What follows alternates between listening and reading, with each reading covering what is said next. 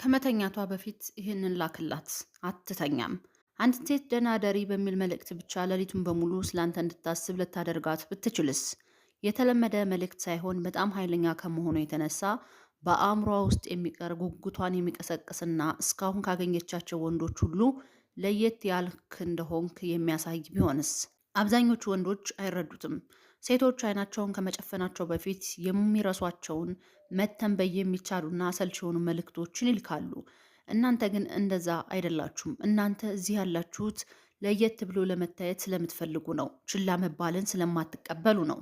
ሴቶች መሰረታዊ ነገር አይፈልጉም። እነሱ የሚመኙት ሚስጥራዊነትን፣ በራስ መተማመንንና ሕይወት እንዳላቸው እንዲሰማቸው የሚያደርግን ነገር ነው። እነዚህ መልእክቶች ቃላት ብቻ አይደሉም። እነሱ በአእምሮ ውስጥ ራሳችሁን ለመትከል የሚረዱ መሳሪያዎች ናቸው። ለየት ያላችሁ እንደሆናችሁ ለማሳየት፣ አብዛኞቹ ወንዶች መቼም የማያውቁትን ነገር እንደምታውቁ ለማሳየት ነው። መረሳት ሰልችቷችሁ የማትረሱ መሆን ከፈለጋችሁ እስከ መጨረሻው አብራችሁን ቆዩ። ለዘላለም ስለ እናንተ ያላትን አመለካከት እንቀይረዋለን። አንደኛው መልእክት ደህና ደሪ፣ በህልምሽ ውስጥ ላለመምጣት እሞክራለሁ ግን ቃል አልገባም በላት። አንድ ሰው አይኑን ከመጨፈኑ በፊት በአእምሮው ውስጥ ሀሳብ መትከል አስማታዊ ነገር አለው። እስኪ ያስቡት፣ አንዲት ሴት ጭንቅላቷን ትራስ ላይ ስታደርግ ሀሳቦቿ መባዘን ይጀምራሉ። እናም የማይረሳ አሻራ ያሳረፈ ወንድ ከሆናችሁ እነዚህ ሀሳቦች ወደ እናንተ መመላለሳቸው አይቀርም። ነገር ግን አብዛኞቹ ወንዶች ይህንን እድል ያጡታል። አብዛኞቹ ወንዶች ያለምንም ስልት የሴት አእምሮ እንዴት እንደሚሰራ ሳያውቁ መልእክት ይልካሉ። በሰላም ደሪ ወይም ደግሞ ጣፋጭ ህልም የሚሉ ባዶና ተራ የደህና ደሪ መልእክቶችን ይልካሉ። ከዚያም ለምን ምላሽ እንዳልሰጠች ወይም በማግስቱ ለምን ፍላጎት እንዳጣች ግራ ይገባቸዋል። ምክንያቱ ይህ ነው። እነዚህ መልእክቶች በቀላሉ የሚረሱ ናቸው። እናንተ ግን ከእንግዲህ እንደዛ አትሆኑም። ልክ እንደ ብልጭታ በአእምሯ ውስጥ የሚቀር በጣም ቀላል ሆኖ ብልህ ከመሆኑ የተነሳ ፈገግ እንድትል እንድትደነቅና ቀጣዩን መልእክታችሁን በጉጉት እንድትጠብቅ የሚያደርግ ነገር ልትልኩ ነው። ደህና ደሪ፣ በህልምሽ ውስጥ ላለመምጣት ሞክራለሁ ግን ቃል አልገባም ስትሉ 99% ወንዶች የማያደርጉትን ነገር እያደረጋችሁ ነው። ጉጉትና ተጫዋችነት ያለው ውጥረትን እየፈጠራችሁ ነው። በአእምሯ ውስጥ ዘር እየተከላችሁ ነው። ስለ ሴቶች አንድ ነገር ልንገራችሁ። እነሱ የሚኖሩት በአእምሯቸው ውስጥ ነው። የሴት ልጅ ምናብ ለስሜቶቿ በጣም ኃይለኛ ከሆኑ በሮች አንዱ ነው። እናም ያንን መቀስቀስ ከቻላችሁ የውጊያውን ግማሽ ቀድማችሁ አሸንፋቸዋል። ይህ እንዲሁ መስመር ብቻ አይደለም። ይህ ጉጉቷን፣ የማይታወቅ ነገርን የማወቅ ተፈጥሯዊ ዝንባሌዋን እና የደስታ ፍላጎቷን የሚጠቅም የስነ ልቦና ዘዴ ነው።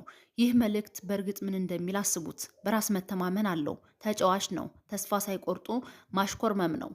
ትኩረቷን እየለመናችሁ አይደለም፣ ያለምንም ልፋት እያዘዛችኋት ነው። እናም የነገሩ ውበት ይሄ ነው። ፈተና ነው። ቃል አልገባም በማለት ከቁጥጥር ውጭ የሆነ በስውር ልትፈልገው እንደምትችል ያመላከታችሁትን ነገር እየጠቆማችሁ ነው። ይህ የሴቶችን ስነ ልቦና መሰረታዊ ክፍል ይነካል። ያልተጠበቀ ነገርና ሚስጥራዊነትን መፈለግ ነው። ሴቶች የሚተነበዩ እንደ ማንኛውም ወንድ መልእክት ስለሚልኩ ወንዶች አያልሙም። እነሱ በጉጉት እንዲጠበቁ ይፈልጋሉ። ለየት ያለ ሰው እንዳገኙ እንዲሰማቸው ይፈልጋሉ። እናም ይህ መልእክት በትክክል ያንን ያደርጋል።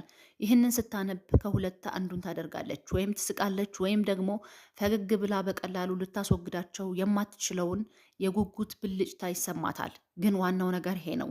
በሁለቱ ሁኔታዎች እናንተ አሸናፊ ናችሁ።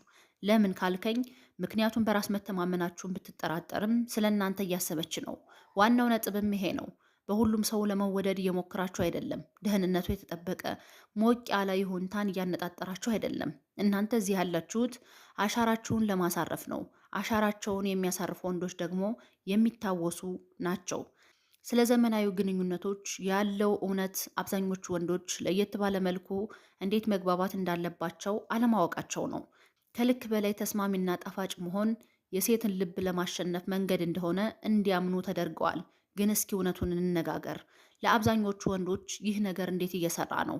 እውነታው ሴቶች የሚሳቡት ወደ ምስጢራዊ፣ ልክ እንደ ጀብዱ ወደሚሰማቸው ነገር ነው። እነሱ ሊያስቅ፣ ሊያስደንቅና ከሁሉም በላይ ስሜት እንዲሰማቸው ሊያደርግ ለሚችል ወንድ ይፈልጋሉ። ይህ መልእክት ሶስቱንም በአንድ ጊዜ የማድረግ ጥበብ ነው። ይህንን መልእክት ስትልኩ አስታውሱ፣ በጣም መሞከር አይደለም፣ ያለ ልፋት መሆን ብቻ ነው። ዋጋችሁን ማወቅና ቃላትን ብቻ ሳይሆን ልምዶችን እንደምትከተሉ ማሳየት ነው። እናም ምርጡ ክፍል ይሄ ነው። ስትተኛ ስለ እናንተ የማለም ጥሩ እድል አለ። ይህን እንድታደርግ ስላስገደዳችኋት ሳይሆን ሀሳቡን በአእምሯ ውስጥ አስቀድማችሁ ስለተከላችሁት ነው። ይህ የማነሳሳት ኃይል ነው። እንዴት መግባባት እንዳለበት የሚያውቅ ወንድ የመሆን ኃይል ይባላል። ሁለተኛው በሰላም እደሪ፣ ግን ስለ እኔ እያሰብሽ ብዙ ፈገግ አትበይ በላት። ይሄኛው በራስ መተማመን ወደ አዲስ ደረጃ ያደርሳል። እንዲሁ የደህና ደሪ መልእክት ብቻ አይደለም፣ ተጫዋችነት ያለው መግለጫ ነው። ነገ ስለ እናንተ እያሰበች ብዙ ፈገግ እንዳትል ስትነግሯት ሁለት ነገሮችን በአንድ ጊዜ እያደረጋችሁ ነው። ስለ እናንተ እንደምታስብ ሀሳቡን እየተከተላችሁ ነው። እናም በዚያው ቅጽበት ፈገግ እንድትል እያደረጋችሁ ነው። ይህ ድርብ ድል ነው። እናም ለምን በደንብ እንደሚሰራ እነሆ ላሳያችሁ። ሴቶች በተፈጥሮ ወደ በራስ መተማመን ይሳባሉ፣ ወደ